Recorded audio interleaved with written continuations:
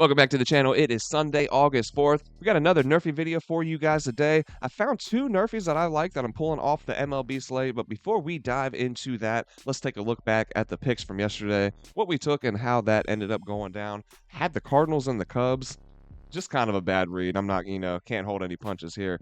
The Cardinals scored right off the rip in this one. I think they finished 2-1 after the first inning, so we don't hit on that one. Took the Giants and the Reds. I've said it countless times in these videos, guys. I have no problem fading this Reds offense.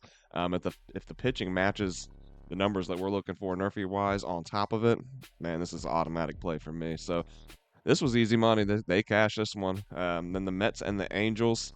It's another one, man. This is like the third time this week, I feel like, where we're sitting on 5 outs. We just need one more out to cash.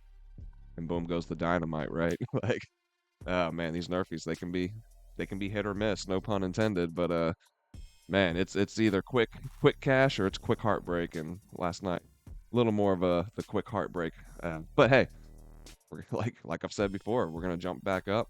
Gotta brush the shoulders off. These Nerfies like to swing, man. Also, no pun intended, but we're going to swing back this time. All right. So we got two of them to dive into. Baltimore Orioles and the Cleveland Guardians will be the first game that I'm looking at. And the Orioles are 65-47 to the Nerfy coming into this one. Cleveland is 59-51. We have a 140 opening pitch time. Winds are projected to be blowing in right now around 7 miles per hour, so nothing too concerning there. Looking at the Orioles, their first inning batting average is sitting at 255. That is 10th.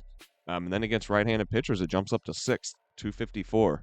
They have Gavin Williams on the mound for Cleveland. He is a right-handed pitcher. He's got 6 starts on the year. He's 5-1 overall to the Nerfy in those, at 83% hit rate. He's got an ERA of 3.72. But his first inning whip sitting at 1.17. His first inning opponent batting average, 2.17. So not horrible numbers there. Looking at the Guardians in the first inning, their batting average is 233. That's only 19th. Then against right-handed pitchers, not much better. They're sitting at 18th, hitting 236.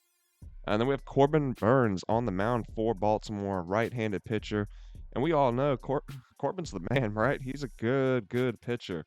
Look, he's got a Nerfy record of 5-0 in his last 5, 17-5 overall, 77% hit rate. He's got an ERA of 2.47, a first inning whip of 1.14, first inning opponent batting average of 2.35. So Williams is going to throw a ton of fastballs for Cleveland. They make up 56% of his thrown pitches. A little more than half of Baltimore's lineup has a higher strikeout rate against the fastball. But if we look at his second and third most thrown pitches, the curveball and the slider, we see a ton of red. And we love to see it, right? That's the higher strikeout rate and lower WOBA. Corbin Burns is obviously one of the better pitchers in the game, and he's been a Nerfy machine this year. He's riding a 16-game streak of giving up no runs in the first inning into this game here. His cutter is his favorite pitch to throw, and we do see a decrease in WOBA for Cleveland there. But if we look into his second and third most thrown pitches, the curveball and the slider, we see an increase in strikeout rate across most of the lineup. So I think we may sweat out the top half of the inning and then breeze right through it with Corbin for that cash. And next up, we are looking at the Philadelphia Phillies taking on the Seattle Mariners. The Phillies have a 56-53 record to the Nerfy on the year. The Mariners 67-44. Now there's a 4:10 opening pitch time for this one, with winds projecting to be weak, blowing out at just a little over 6 miles per hour. So since they're blowing out, though, obviously double check before placing in wagers on this one. It is still a little bit early at the time of recording, 9 o'clock, so we know the winds can shift. The weather is unpredictable, so double check that one before you throw anything in. But otherwise, we're looking at the Phillies here, right? Their first inning batting average is sitting at 265. That is 6th in baseball against right-handed pitchers. It drops to 9th, 249. We have Logan Gilbert on the mound for Seattle. He is a right-handed pitcher. He is 5-0 in his last 5 to the Nerfy, 20-2 overall for the year. That is a 91% hit rate. He has gone 12 innings in a row with no runs given up. Pretty good stuff. He's got an ERA of 2.94, first inning whip of only 77, and a first inning opponent batting average of 156. My man's dealing over here. Then we got the Mariners coming in, first inning batting average of 240, that's 16th. But then against right-handed pitchers, it drops all the way to 29th, 221. And then we have Zach Wheeler on the mound. He is a right-handed pitcher for Philadelphia.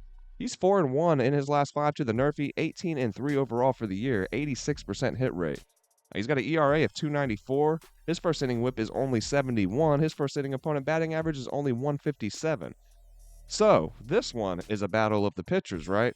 And that's where we're going to hang our hat in this game. The Phillies definitely have some bats to keep us on edge, slightly, through that top half of the inning. But Logan Gilbert is a premier pitcher in this league. He throws the fastball and the slider the most in his pitch arsenal. And look against the slider here. Whole lot of red all over the place.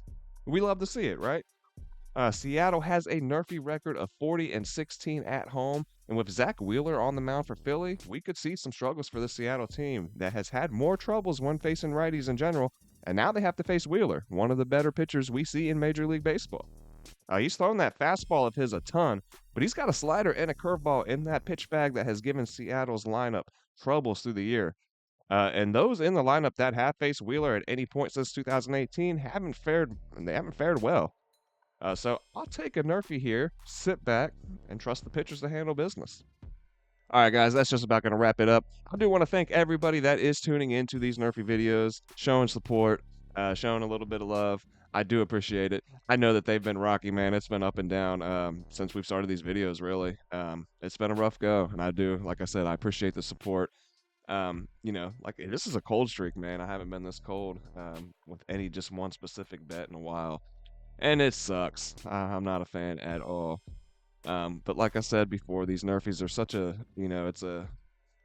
it's a quick bet, right? It's either quick cash or quick heartbreak. And right now we've experienced some quick heartbreak in these last couple weeks. But, in the world of sports betting, it is always an up and down experience.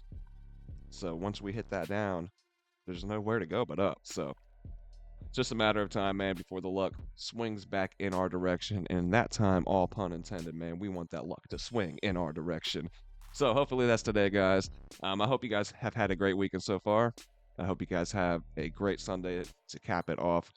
And hopefully we make a little bit of bread. So have a great day, guys. I'll see you on the next video.